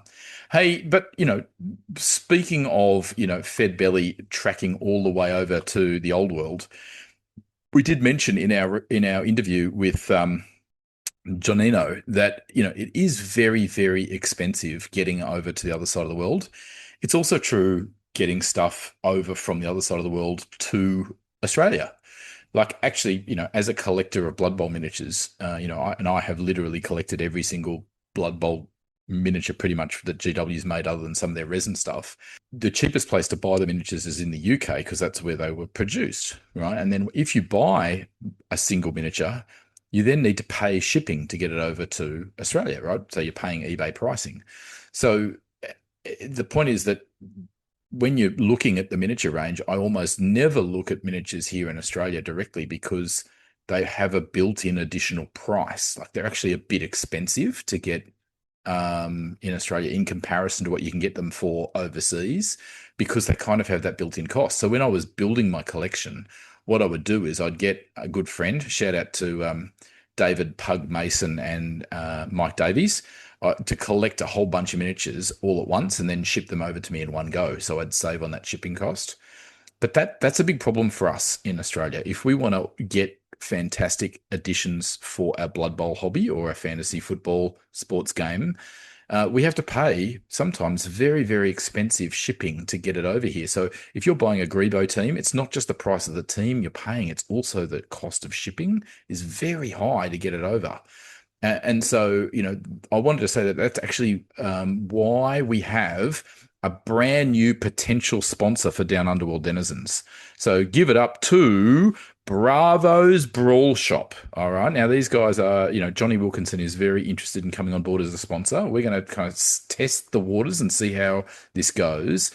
And I wanted to just say the reason he has existed, why he's come on board as a supplier of products for us, is this exact reason I've been talking about, that actually getting high quality products like Charlie Victor products to Australia costs a fortune, right? Another example is Squigmire, right? Great products, costs a lot of money to get over here. So it's really hard to justify getting that product. And the best way to make it affordable is to do a big bulk order and split it up, like I did with Tabletop Goodies. Well, Johnny Wilkinson has said, you know what? I want to step in and get some of these products produced for the Australia and New Zealand market. where if we produce them more locally, then we don't have to pay that kind of shipping premium on top. And so he has Bravo's Brawlshop. That's kind of why it started. Now, Wilts, you've invested in some Bravo Brawlshop goodies, and Millsy, you had some Bravo Brawlshop stuff on the prize table. Fill us in. What do you think of his stuff? Yeah, well, I'll speak for myself first. The first I actually picked some off the prize table at the Cane Toad Cup earlier this year, and thought, wow, how simple and easy and effective are these things to use? It was brilliant. So, when I was chasing down sponsors for the Bundy Brawl, I reached out to Johnny. Yeah, he basically from there went, I've actually been trying to do some sort of deal up for tournament organisers to be sponsors and so on. So, I got a discount code there because I was a tournament organiser, and made sure I ordered a little bit extra for myself as well, so I can keep it personally. But I think I had 3 or 4 packs on the prize table at the Bundy Brawl, and they went very, very quickly. So, they are in a bit of hot demand. They're like these rings that go around the bottom of your bases that have those skills on them. And it's not just singular ones. It's like, yes, there's dodge and there's block and so on, but you get ones with more than one skill on there, like a block and tackle or something like this. So, and it's super, super, super easy to see what skills that player has when you're playing against them. It's always, in the past, it's like, oh, what was that green loom band again? What was the yellow one? Why has this guy got 2? What's it on there? So really super easy to see. The other ones that I'll let Wilts talk about, the other little bands that you get there, they're a slightly smaller one, but they're fantastic for showing the status of players. So Wilts, fill us in on that part of it. So when Johnny first announced his status bands for the new edition at the end of last year, I was on the fence a couple of times about to pull the trigger on buying some, and then he had a big bundle pack all in one go. So the pack I got had 10 each of prone and stunned, 5 for eye gouge, and 6 for distracted. So enough to cover every different possibility for all the different teams, like 2 rooted tokens for your tree men, 2 dodgy snack tokens for your kickoff table results. Just enough to cover absolutely everything. As Millsy said, they're not as big. They're not designed to fit around the base itself. Sometimes if the model's big enough, they can just wear it as a hat or hang it off one of their arms. But your smaller, more human-sized figures, you can actually go around the model itself. They're stretchy, so you can actually position them very easily and very quickly without any risk of damaging your paint job. So they're really good quality. They're really easy to keep it nice and clear. I tend to just use the stunned markers on the table and lay my model on top of it, rather than actually using the prone markers or the stun markers on a standing model, unless it's a big guy like a tree or something, in which case I just get to have some fancy armbands or hats. I've been a big proponent on the podcast, and you've heard me talk about, if I'm organising a tournament, you will place your players down. None of this, whatever Warhammer was, whatever drugs they were on, saying, yes, we keep these things standing now. I absolutely hated that idea until Wilts mentioned these status bands, and they are super highly visible. You cannot miss them. So whilst I still prefer all the models to be placed down and so on, there's no misconceptions about the status of that particular player. It's really super easy to see. So and the fact that, like you started off with this, Babs, that Bravo's Brawlshop, they're here in Australia. For us, that means I don't have to pay exorbitant postage fees. So it's a win-win for us. We've got really high quality product, and for us, it's relatively cheap as well. Yeah, and I just really want to emphasize that story that Johnny Wilkinson, the journey that he's been on in terms of, he has run the Big V as a Blood Bowl tournament for many years, and he's been, it's been Australia's biggest Blood Bowl tournament for some time, and with the big tournament comes a big prize table, and he's been trying to get good bang for buck on his prize table for many years, and he knows just how expensive getting stuff from overseas is to fulfill his prize table, right? So that's his journey, and I just really want to shout out his website. It is www.thebrawlshop.com.au, and in there, it's not just those things that we've talked about. There are tokens, there are pitches and mats, there are dice, there is the Nippers team from the Big V last year. There are star player miniatures from previous Big Vs, and he even has a section of his website where you can buy secondhand miniatures. So you can actually go to the section there, it's called Old World Originals, and you can get some Games Workshop products from Johnny. So it is definitely the website's worth a really good look, www.thebrawlshop.com.au. And to make our listeners go there and have a bit of a browse, we have a special deal for you. If you are a listener of Down Under World Denizens, we have an exclusive discount you can add to your order to give you 10% off. All right. So this is exclusive. So please don't share this with people who don't listen to the podcast. If you do listen to the podcast, if you've got a friend that wants to use the code, make them listen to the podcast first. Then they can use BrawlPod10. So BRAWL pod, POD 10. That code, if you put that in at the checkout, you will get 10% off your order from Bravo's Brawlshop. If only I'd had that discount code 6 months ago when I ordered mine. Well, see, there's something we're adding to the community. It's added. Hey, we covered Blood Bowl Tournament Manager recently, and I did want to mention that Arlo Armstrong, renowned coach in New Zealand, he Warlock. is actually Warlock. He's been accepted into the development team for Blood Bowl Tournament Manager, and he's been spending a significant amount of time and some of his own cash, I might add, to actually further develop Blood Bowl Tournament Manager. So it is really going from strength to strength. If you haven't had a good look at Blood Bowl Tournament Manager or BBTM, I do encourage you, get on and have a look. So there's a little update from what we provided to you a couple of episodes ago. And speaking of an update, Wilts, we have the Queensland 11s series and the Queensland 7 series.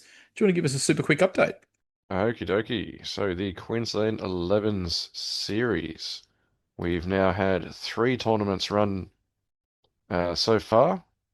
And after not appearing at the latest one, we still have Kiltane Quilty at number 1. Close on his heels, we have Jason Morn. And in 3rd place, we have Ken Dunford. Suck it, Millsy.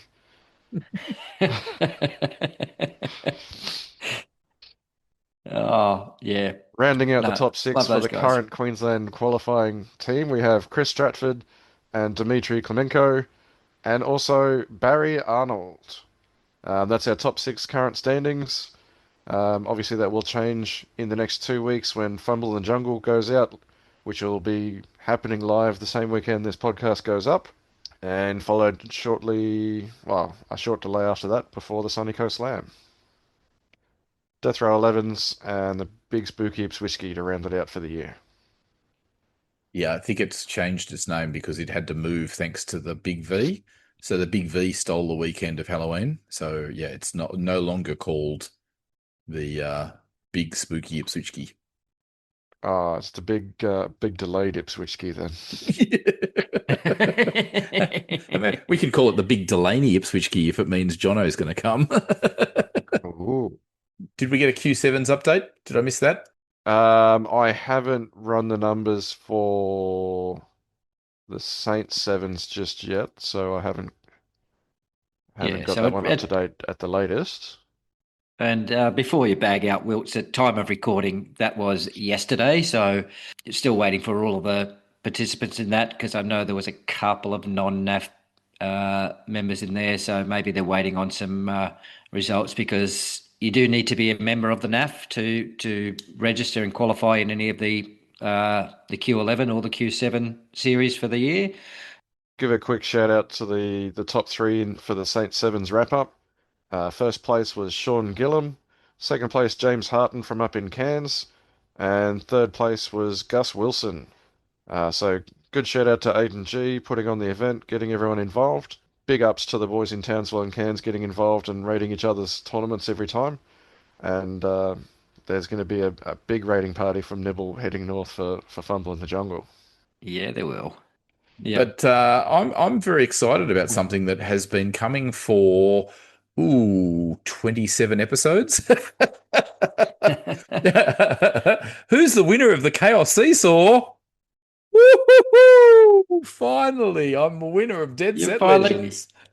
You got one in the bag, Babs. Good on you, mate. Took me long enough. I was going to say, is that how long Hey. it took you to write the rules for it so you knew that you'd win? And not only did you win it, there's a league in Canada that's actually going to they're going to run with it. So how good is that, Babs? I hope they have lots of other crazy rules to go with it. But yes, they are planning to test it in their league. Yeah. So shout out to Paul off the Eye of Nuffle Discord. Yeah, he's decided to run the Chaos Catapult in his local league. Awesome. That makes me chuffed, I tell you. So yes, winner of the Chaos Seesaw. Woohoo! Not to say that I have any problem with the other entries. I thought they were all very unique this time around. Dead Set Legends. Let us know who you want to hear be brought back next episode of Dead Set Legends. Next time we run that segment, who do you want? All right, guys, what did we miss? Was there anything else we wanted to cover? Noise. Now, I do also have a little blurb I recorded from your favourite Blood Bowl coach in Queensland, Millsy. Oh, it's just not Ken Dunford, is it? Of course it is. Oh, I love So- you, Ken, but you can suck it, mate. I got to stick it in somewhere. It doesn't. I originally wanted it to be the intro, but the way he said it doesn't really work as an intro. So I'll work out some way to stick it in. So you couldn't even get that part right, could you, Ken? Good on you, mate. No, well, I think we're into that part of the episode now where we do some shout outs. And as much as I give them slack, I do really want to shout out Ken and all the boys and girls from the North Brisbane Blood Bowl League, the NBBBL. They showed up in force at the recent Bundy Brawl. From what I've heard, every single one of them had a fantastic time. They did miss out on, I think, 2 trophies or maybe 1 trophy. Yeah, 2. Yeah, best painted and stunty, but they did take home the wooden spoon. Yes, they did. Yeah, no, best painted went to Zach Gibbs with his just immaculately painted Chaos Renegades team, and I know Zachy's had it on the painting table for quite a couple of tournaments now. They did get stunty. They didn't get third spot. Third place went to Stratty. They didn't get third. Yes. Yeah, and that anyone in the top 2 tables going into that last round could have won. It was just depending on results. So, it was a fantastic event. One of the key things that I know Babs keeps talking about is 2.5-hour rounds. Ladies and gentlemen, if you can fit it in, please do so. So good, so good. And look, just the atmosphere of the tournament. I've said it several times, but not live on the pod. I think it's been my most enjoyable tournament for a long time. I just felt much more relaxed. It was much more sociable. A lot of fun banter. Nobody ran off anywhere. Like we were all just hanging around. So I don't know whether it was kind of because I felt like I had a home field advantage, so I felt a bit chill. But there was something about it that just played into a real sense of camaraderie and positive atmosphere there that I loved it. I absolutely loved it. And I think some of it was the food being provided both days. So a massive shout out to Shorty there. I just think he did an absolutely brilliant job. We did little fun things like, wishing Jawa Night, aka Pete Sinclair, a happy birthday on multiple occasions, and one of the coaches went and grabbed him grabbed a couple of cakes, and we cut that up and served that up for afternoon tea. Just amazing. And I do think some of it was the 2.5 rounds, and some of it was just the fact that a lot of people had travelled, and so they didn't have anywhere to rush off to. So that just meant people just hung around and chilled and chatted. It was great, loved it, and maybe the tournament organizer might have done all right too. Oh, I've heard he's a pretty nice guy, but ladies and gentlemen, boys and girls, if you like that kind of tournament, I'll be organising the Bundy Rumble, which will be the Beach Bowl, 8 games over 2 days in November 28th and 29th. Same venue, Grimm's Gaming and Hobbies, and this year we like to have a bit of a get together for a dinner on the Saturday night. This year we're going to include a little Secret Santa edition of the get together. So if you're ever in doubt about whether this event's a great one or not, get in touch with those guys down at the NBBBL. They'll let you know. Everybody that came there, I was ribbing Stratty there going, mate, the Cane Toad Cup doesn't provide lunch. What's going on? And he took it as tongue in cheek, but Stratty even said to me that how well of a tournament it was, and that was big raps to hear that. So one thing I will say, definitely, if you're a TO or you're new to TOing and you haven't done this before, have a copy of the FAQ printed out. I only had maybe half a dozen questions over the whole weekend, and while I knew most of the answers to the questions that I was asked, every single time I said, hang on, I will just double check because I want to get this right. So having that printed out there, ready to go, meant that there was no animosity. It wasn't, oh, that's your ruling or whatever. It's just like, no, this is what we said before the event took place, that we would run by these rule sets. And from all accounts, it ran very smoothly. I had zero problems with it myself, and I was so stoked at the end of it. And I even managed to have Millsy pulling his hair out, trying to look up the ruling for an edge case, and then promptly rolled a one for the dodge anyway. Good day, everyone. This is the MBBL. It's Ken, and a special message for your host, Millsy. Go suck it, Millsy! So, any other shout-outs, lads? No. Let's. I've done mine. Mine's you. So let's wrap up. I don't know. Probably my only one thought for people is, like I just mentioned with the FAQ and the errata. And you may have heard us on several podcasts of late, trying to espouse that slander a thing and this is happening and so on. But all I can say is it is what it is. That's the lay of the land. And let's not get too hung up on it. Let's just go, these are the rules we've got. This is the game we want to play. We've all taken this game up because we love Blood Bowl. So let's just keep playing some Blood Bowl. Yeah, 100%.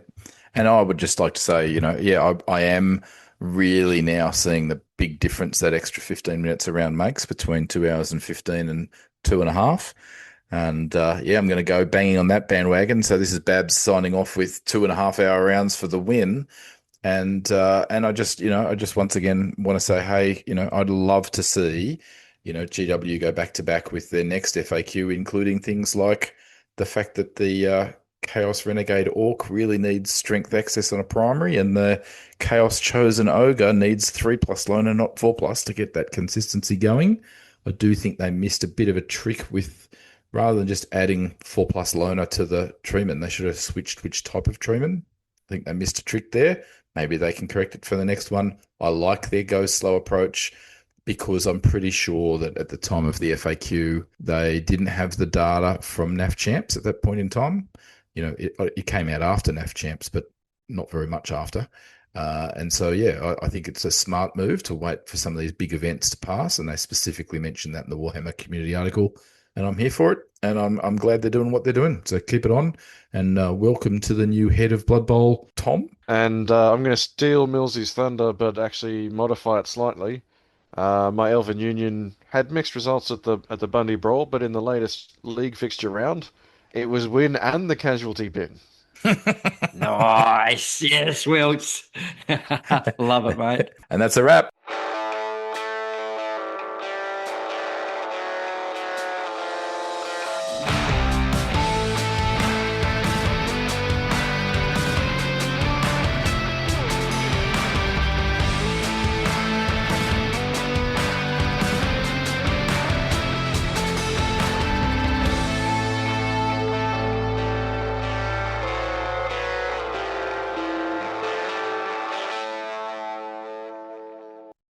What's next, Babs?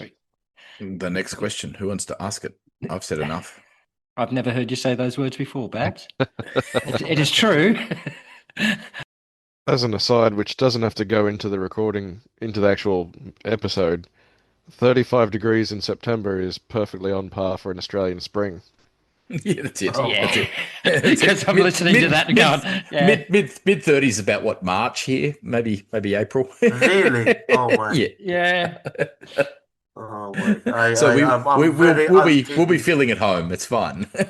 Oh my. Yeah. No. So it'll have been run by the time this goes live. Yes, it will. Oops. Whoops. You can just edit the whole thing out then. Oh, hopefully you didn't get me blowing my nose then. That is a bit of an elven thing. Made a couple of new friends and caught up with some older friends as well. That's that. And at the end of the day, that's what Blood Bowl's all about. That's out from us, boys. Down Under World Denizens discusses Games Workshop's games and products such as Blood Bowl, Gutter Bowl, Dungeon Bowl, and Crunch. We also discuss other fantasy football board games and concepts from other companies such as Dread Ball, Guild Ball, Grind, Elf Ball, Myth and Goal, Blitz Bowl, Chaos Ball, Monsters of the Midway, and Feud Ball. We discuss products and services such as miniatures or software made by producers suitable for several of these board games. Games Workshop terms and conditions in point 2.1 state they grant the user the non-exclusive right to use their authorised intellectual property for broadcasting and other media-related activities such as commentary and opinion pieces, blogs, and other similar informational and descriptive purposes. Down Under World Denizens respects and honours these terms.